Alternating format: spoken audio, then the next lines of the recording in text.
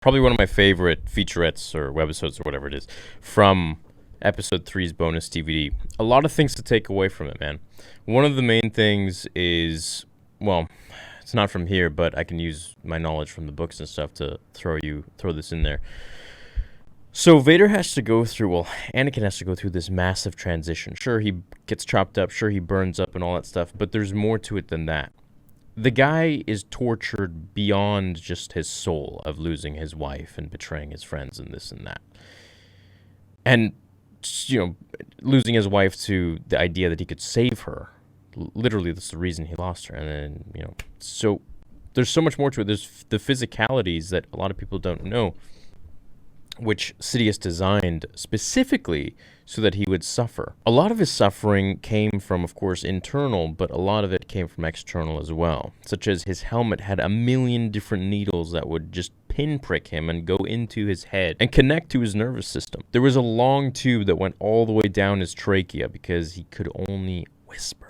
He couldn't really talk. He had to undergo so much maintenance with his body because his skin would constantly release this necrotic flesh, and it had to be scrubbed by machines, by droids. So once all of his robotic limbs were taken off him and he was just a stump that was hanging in the middle of the room, all these droids came by and started scrubbing all of the dead flesh off of him. The smell, the feeling, everything was just putrid. It was absolutely horrible. He couldn't sleep because the lights were so bright on his central console on his chest that it would light up the room and it would constantly be blinking. That, in conjunction with the fact that he made this loud breathing noise whenever he wasn't in his chamber where he could take his helmet off, delivered tons of insomnia. Then there was the phantom pain of losing his limbs and the actual cybernetics that were digging into his flesh and pushing in and really hurting him. But herein lies the power, is that he would use all of these discomforts, emotional, physical, all that stuff, to really harness his dark side powers and really own his emotions. Because as we saw in the featurette here,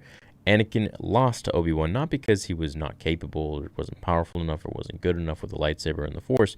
It was his own lack of ability to be able to control his powers and his emotions. Now, something else that's really cool about this is that Darth Vader's fighting style is much more aggressive than Anakin's. I didn't know that. I thought he's just using Form 5 Dem so consistently. It's the same form that Anakin used, same fighting style. But I guess once you tap into the dark side, it's much more aggressive, much more powerful. You just turn it up to a 10, basically, or 100 in this case. Also, I want you to take note of the part at the end where George says that Anakin did indeed fulfill the prophecy. The prophecy did come true in the end, and all because Luke, who is the catalyst, he wasn't the main protagonist of the story. He was the catalyst that brought Anakin outside of Darth Vader once again. Tons of really fine details and tidbits, and you can see how much care and precise attention Hayden Christensen put into his character of Anakin Skywalker. So all the flack that he gets, all the disrespect and the rude comments, they shouldn't exist because this man really did a good job in portraying who Anakin Skywalker is, and it's up to George Lucas's standards, and as George says he's doing a really great job with that, then we can't say anything. His acting was on par, and a lot of people like to dog that and stuff too, but you can't because, once again, George Lucas liked it for his character. But I will go even further. Hayden went as far as trying purposefully to be a bit monotone because of two things. The first, which I know is a fact, is because Darth Vader always sounded like that. And I've said this many times. Yes, my master. No, my master. What are we going to do? This is the way Vader sounded. So Anakin had to talk with this cadence at times to be able to match that when he went into the suit and became, James Earl Jones's voice.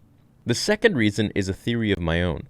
Dude, you got to realize Anakin is extremely stressed out. He's being torn apart. On one side, he wants to be loyal to the Jedi. He's always wanted to be a Jedi, and that's his family. But on the other side, they disrespect him. They don't really care about him. They don't give him the attention and the respect and the ranking that he deserves. How would you feel that the people that you are so loyal to are really responsible for A, holding your powers back, B, causing your mother to die? Because if they have only just listened to you, then you would have been able to actually go and help her and save her, and she'd be alive today. Which, ultimately, ironically, led to his turn to the dark side, because he's like, well, screw these guys. What the hell? I mean, I've lost everything now. I'm not going to lose Padme now next. And that was something that he always said, is that I'm not going to lose you too. He was always absolutely obsessed with being powerful. He blamed himself and his lack of power, in not being able to save his mother. I wasn't strong enough to save you, Mom. That's Anakin coming down on himself because he didn't have the power. Why didn't he have the power? Because the Jedi held him back in his mind. And in a sense, they kind of did, dude. I mean, if they granted him the rank of master, he would have had access to the restricted section. Now, the restricted section was like, it just held everything. All the Sith holocrons, Sith artifacts, scrolls, information, books, the lore of the Jedi and the Sith. Everything he needed to know to be able to search for Darth Plagueis once Palpatine piqued his interest with this mysterious master who could cheat death. All of these things add up, and then summate all of that into one moment where Palpatine is going to die and he's going to lose the ability to save his wife. It's basically like saying, okay, I'm going to kill Padme, or Mace Windu's got to go. He made his choice, man. So it's not that he was so loyal to Sidious. He was loyal to his emotions and his needs and his wants. And I think that's what makes Anakin such a flawed character and so relatable, and makes his arc as this young boy who has these starry-eyed dreams and visions to become this Jedi, this protector, this savior, so noble, this policeman of the galaxy. Later goes on to become a criminal, later goes on to destroy the whole galaxy, do the opposite of what he set out to do because of the training and the guidance, lack of guidance that he had along the way.